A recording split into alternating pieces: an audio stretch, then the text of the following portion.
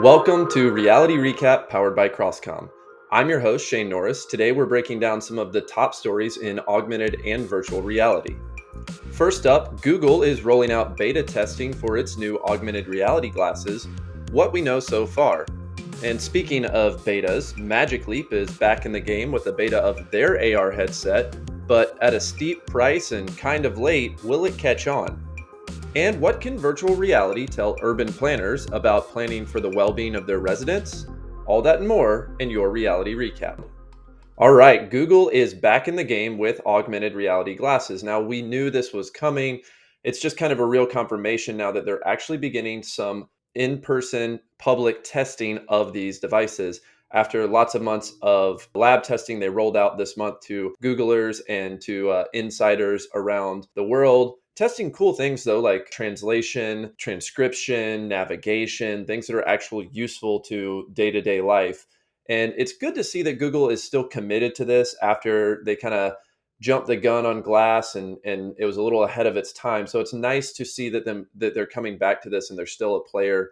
It would be kind of nice to see some previews, some actual meat of what they're doing. You know, a lot of other companies have rolled out some real footage of what their devices are doing, and Google's kind of keeping everything closed up and they're keeping a tight lid on that. So excited to see what comes out of this public testing. We'll see when we get to the next stage of a little bit broader testing. And, always good to see one more player in the game of actual wearable, hands free augmented reality. Sticking with betas, Magic Leap is rolling out the beta version of their Magic Leap 2 headset to developers now, selling for about $3,300.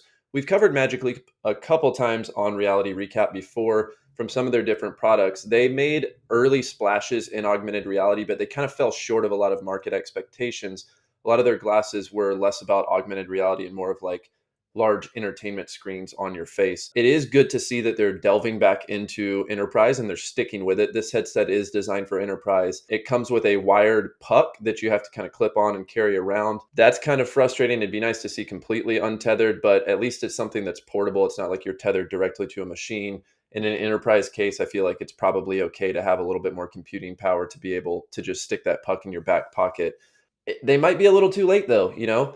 Magic Leap is going head to head now with companies like Apple and Google and even Meta, who have these technology stacks and ecosystems already pre-built, and they're kind of already behind the eight ball trying to catch up to that. So best of luck to them. It's cool to see another player in the game, and it's cool that they're sticking with it and they're kind of shifting their focus away from this like entertainment industry to more of an enterprise use for hands-free AR. Lastly, pretty cool study here from Frontiers in Virtual Reality. It's looking at kind of urban planning, but using virtual reality to test that out. So obviously, residents in urban areas sometimes see increased amounts of stress and fatigue due to drab surroundings, gray buildings, crowded streets, different things that can affect their emotional well being. So, this study looked at adding vegetation and colorful patterns to streetscapes and then having folks walk through it in virtual reality. Found pretty positive correlations between the vegetation and feelings of pleasure and happiness and the colorful patterns and feelings of fascination and curiosity.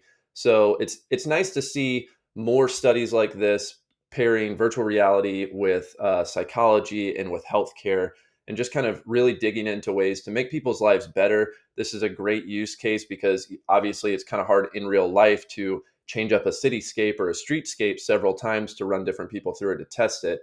So this lets you do this in a controlled virtual environment where you can strap somebody up and, read their brain waves or their heart rate or different things like that to really tell how they're feeling in that environment versus a control. Just a cool way that virtual reality is hopefully working to make people's lives a little bit better.